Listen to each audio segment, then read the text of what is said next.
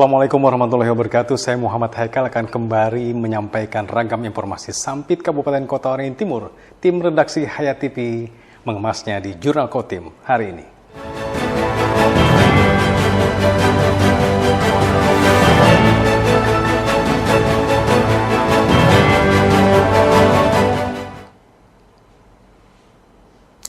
Informasi pertama kami dari panggung politik, pemirsa, berbagai harapan agar Indonesia lebih baik ke depannya menyeruak. Seperti yang diungkapkan relawan dari DPD Anies Kota Waringin Timur, salah satunya dalam hal lemahnya penegakan hukum, di mana hukum seolah tajam ke bawah namun tumpul ke atas. Penilaian tersebut disampaikan Sudarmono, salah satu relawan pada sosialisasi dan pembentukan Dewan Pimpinan Daerah Aliansi Nasional Indonesia Sejahtera atau DPD Anies, Kabupaten Kota Waringin Timur yang digelar DPW Anies Kalimantan Tengah Rabu 4 Oktober 2023. Menurut Sudarmono, sosok Anies Baswedan adalah seorang panutan dalam banyak hal. Jiwa kepemimpinannya sudah muncul sejak duduk di bangku sekolah sejak mahasiswa. Beliau dikenal sebagai aktivis dan ketua senat mahasiswa UGM. Bahkan cucu pejuang kemerdekaan Republik Indonesia ini sukses dan berpengalaman di birokrat. Jadi tidak perlu lagi meragukan track recordnya dan yakinlah memilih pasangan Amin, Indonesia akan adil dan sejahtera. Saya ada satu kunci dalam diri saya. Pertama, Anies itu sudah berpengalaman di birokrasi ya. Pernah juga di Menteri Pendidikan, Gubernur, dan dosen. Dan beliau termasuk orang yang pemikir dunia, kalau nggak salah 50 pemikir dunia. Jadi tidak perlu lagi disangsikan, track recordnya sudah terjamin. Keduanya, saya dengan Pak Anies itu latar belakangnya hampir sama. Saya dari Jogja, ngerti jejak tapaknya mereka itu seorang aktivis. Saya ngerti banget. Jadi kalau track record tidak diragukan, pilih Anies, jamin Indonesia sejahtera. Amin. Amin. Indonesia sudah seharusnya dipimpin oleh seorang yang santun, memiliki etika dalam berkata dan bersikap, terutama kepada rakyatnya. Ketika pemimpin Indonesia berkarakter sebaliknya, maka itu adalah sikap merendahkan karakter keindonesiaan itu sendiri. Nurmansa, Hayat TV. Kepemimpinan calon presiden 2024 Anies Baswedan tentunya tidak diragukan lagi kapasitas intelektualitasnya. Artinya, Indonesia butuh sosok pemimpin yang berwawasan luas serta dalam melihat setiap masalah selalu dengan analisa tajam dan menyeluruh. Rasa ketidakadilan tersebut seperti diungkapkan Muhammad Sofyan, salah satu relawan Anies pada sosialisasi dan pembentukan Dewan Pimpinan Daerah Aliansi Nasional Indonesia Sejahtera atau DPD Anies, Kabupaten Kota Waringin Timur yang digelar DPW Anies Kalimantan Tengah Rabu 4 Oktober 2023. Sofyan meyakini pasangan Amin atau Anies Baswedan Muhaimin Iskandar akan menang pada pemilihan presiden 2024 mendatang. Dia pun menginginkan harus ada perubahan di segala bidang seperti hukum, ekonomi, sosial budaya, agama, dan pendidikan. Khusus di bidang hukum, Sofyan menyoroti lemahnya penegakan hukum. Baginya saat ini penerapan hukum hanya tajam kepada pihak oposisi yang kerap mengkritik, tetapi tumpul dijalankan kepada mereka yang berada di lingkaran kekuasaan. Kita menginginkan Indonesia ini ada perubahan. Perubahan di segala bidang, terutama di bidang hukum, ekonomi, sosial budaya, agama, serta pendidikan. Karena saat ini yang kita rasakan, keadilan itu hanya tajam kepada musuh, kepada oposisi, kepada yang mengkritik, tetapi tumpul kepada mereka yang ada di kekuasaan. Dan saat ini yang merusak bangsa ini adalah maraknya korupsi. Korupsi merajalela, sudah gila luar biasa. Kami menginginkan dengan terpilihnya Bapak Anies Rashid Baswedan dengan Pak Muhaimin Iskandar, maka pemberantasan korupsi bisa tuntas di negeri ini sehingga kemakmuran dan kesejahteraan untuk bangsa Indonesia dapat terwujud sesuai dengan apa yang ada di dalam Pancasila, keadilan sosial bagi seluruh rakyat Indonesia. Sofyan juga menyoroti maraknya praktik dan budaya korupsi yang merusak bangsa dan kian merajalela di Indonesia. Dia berharap apabila pasangan Amin menjadi pemenang di 2024, maka pemberantasan korupsi bisa tuntas di negeri ini sehingga kemakmuran bangsa Indonesia dapat terwujud sesuai sila kelima Pancasila, keadilan sosial bagi seluruh rakyat Indonesia. Normansa, Hayat TV. Pemirsa, Bupati Kota Waringin Timur Haliki Nur mengatakan kebakaran hutan dan lahan atau karhutla yang terjadi di wilayah ini diduga memang sengaja dibakar oleh oknum. Apalagi lahan yang terbakar berada dekat pemukiman warga. Menurut Haliki Nur, saat ini Kabupaten Kotim berstatus tanggap darurat bencana karhutla. Oleh karena itu diharapkan kesadaran warga agar tidak membakar lahan lagi, tujuannya agar wilayah Kotim terhindar dari penyakit akibat kabut asap yang terjadi. Akibat karhutla itu semua menanggung akibatnya, karena sangat merugikan kesehatan maupun ekonomi. Haliki Nur juga mengingatkan siapa yang melihat ada oknum yang membakar lahan segera laporkan ke pihak berwajib agar dapat diproses hukum. Haliki Nur menduga kuat kebakaran lahan yang terjadi memang sengaja dibakar oleh oknum, lokasi lahan yang terbakar dekat dengan permukiman warga. Kalau kita melihat yang terbakar itu kan lahan-lahan yang di pemukiman. Kecenderungan kalau begitu kemungkinan besar ada juga yang sengaja dibakar. Inilah yang kita menghimbau masyarakat kita dan sudah beberapa kali bahkan dalam program saya membantu peralatan alat berat setiap kecamatan. Harapan kita itu supaya tidak mengolah lahan dengan cara membakar. Tapi ternyata karena kalau sudah mulai muncul titik api dengan kondisi kering seperti ini, ditambah angin itu kan mudah sekali membawa api itu ke daerah-daerah yang sangat kering itu. Dan ada kemungkinan, makanya kita meminta pihak Polres, pihak keamanan, termasuk masyarakat semua memantau itu. Bahkan kemarin saya akan berikan hadiah 10 juta kalau ada warga yang menemukan warga yang sengaja membakar dengan sengaja. Ia juga telah menyampaikan apabila ada warga yang melaporkan ada pembakar lahan, maka akan diberikan hadiah sebesar 10 juta rupiah, di mana hadiah itu merupakan dari kocek pribadinya sendiri dan bukan dari pemerintah daerah. Normansa, Hayat TV.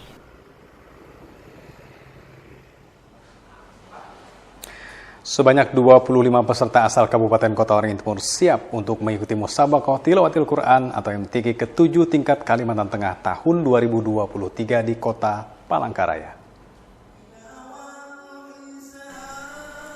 Seluruh rombongan kafilah tersebut dilepas langsung oleh Bupati Kabupaten Kotim Haliki Nur, didampingi Sekda Fajrul Rahman bertempat di Rumah Jabatan Bupati Jalan Ahmad Yani Sampit pada Jumat 6 Oktober 2023. Dalam laporan Ketua Kafilah Kotim, Imam Subakti mengatakan mereka akan mengikuti 9 cabang yang diperlombakan, yaitu Tartil Quran, Putra dan Putri, Tilawah Al-Quran, Hafiz Al-Quran, Dakwah, Hatam Al-Quran, Azan, Khutbah, Ilmiah Al-Quran, dan doa yang akan dilaksanakan pada tanggal 8-13 Oktober 2023 di Palangkaraya.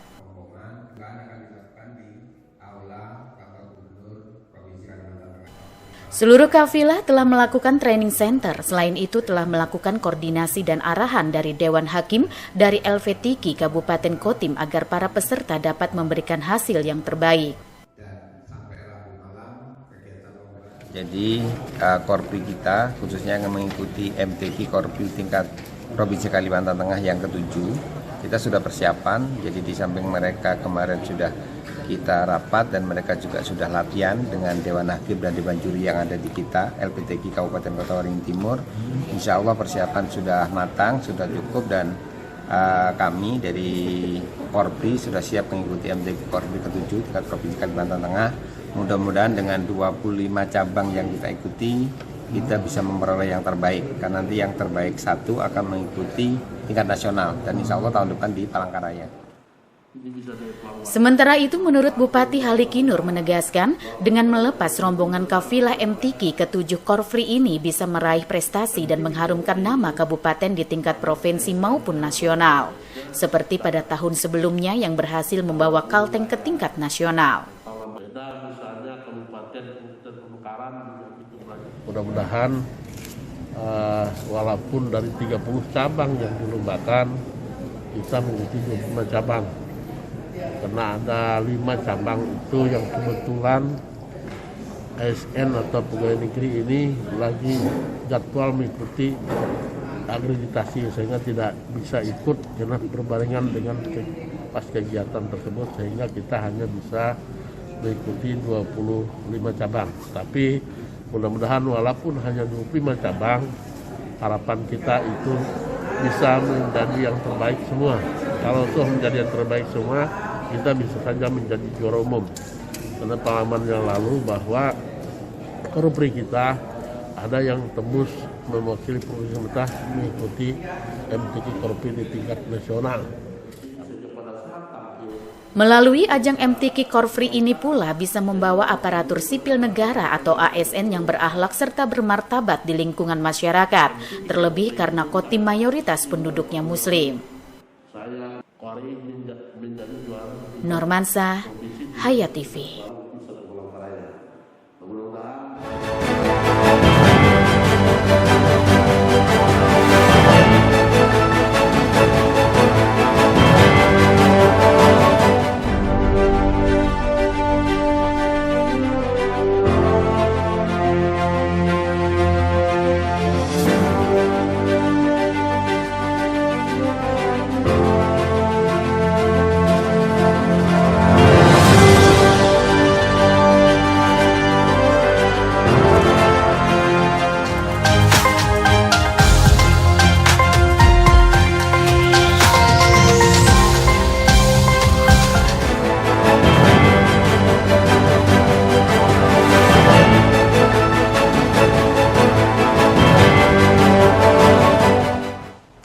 Pemirsa, selain jasa pembuatan sumur bor yang banyak mendapatkan order saat musim kemarau kali ini, para tukang pembuat sumur gali juga mengaku banyak mendapatkan permintaan warga, baik untuk membuat sumur baru ataupun menguras dan memperdalam sumur warga yang kering.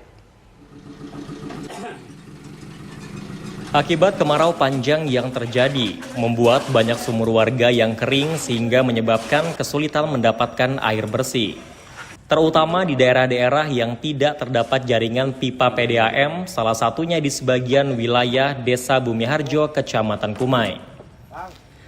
Pada saat musim kemarau ini, banyak warga yang membuat sumur baru karena menurut mereka membuat sumur pada saat kemarau akan mendapatkan kedalaman yang maksimal sehingga pada saat kemarau yang akan datang sumur tidak kekeringan.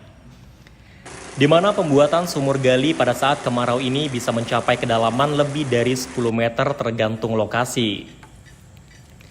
Biasanya pembuatan sumur gali hingga selesai dan siap pakai bisa mencapai 5 hari sampai dengan 1 minggu. Selain membuat sumur baru, warga yang sumurnya kering banyak juga yang memperdalam kembali sumurnya untuk mendapatkan sumber air. Pekerjaan mengeruk sumur lama ini biasanya lebih cepat, hanya 1 atau 2 hari saja. Selain membuat sumur, sebagian warga lainnya yang kesulitan air lebih memilih untuk membeli air dari para pedagang musiman yang siap melayani pengantaran air bersih ke rumah-rumah. Untuk air bersih sebanyak 1 tandon berisi 1.200 liter dibeli dengan harga 80 sampai dengan 100.000 rupiah. Di mana untuk kondisi berhemat 1 tandon bisa untuk keperluan 1-2 hari. Salah seorang penjual air bersih musiman, Kuntoko, mengaku dalam 1 hari dirinya biasanya melayani permintaan warga antara 4 sampai dengan 5 tandon berisi 1.200 liter. Di mana air bersih yang dia jual atau antar dibeli dari warga yang memiliki sumur atau sumber air bersih melimpah. Untuk air sekitaran setengah bulan kita berjalan untuk pengambilan air di wilayah Sungai Rangit sini. Ini untuk sementara ini airnya ini kita beli di sumur bor yang masyarakat yang mempunyai sumur bor kita beli di sini. Sehari rata-rata untuk pemakaian di samping kita sendiri ya sampai 4 sampai 5 lah. Per tower ini untuk sekitaran kita lihat dari ini ya, orang yang ini ya, ekonomi orangnya ya. Kalau orangnya memang benar-benar ini, kita ya ala kadarnya aja lah intinya lah. Kalau ada orang yang benar-benar ini ya rata-rata sekitaran 80 sampai 90 ribu. Masalahnya kita beli di sini Pak 25 per tower dan gitu. Nanti kita belum ongkos bensinnya, alat-alatnya apa gini kan gitu aja Pak. Warga berharap bahwa kemarau akan segera berakhir sehingga mereka tidak lagi kesulitan mendapatkan air bersih. Tim Liputan, SBTV. Kami akhiri informasi Sampit Kabupaten Kota Waringin Timur di Jurnal Kotim edisi weekend kali ini. Saya Muhammad Haikal dan kawan-kawan yang bertugas saat ini menyampaikan terima kasih atas perhatian Anda. Sampai ketemu lagi. Assalamualaikum warahmatullahi wabarakatuh.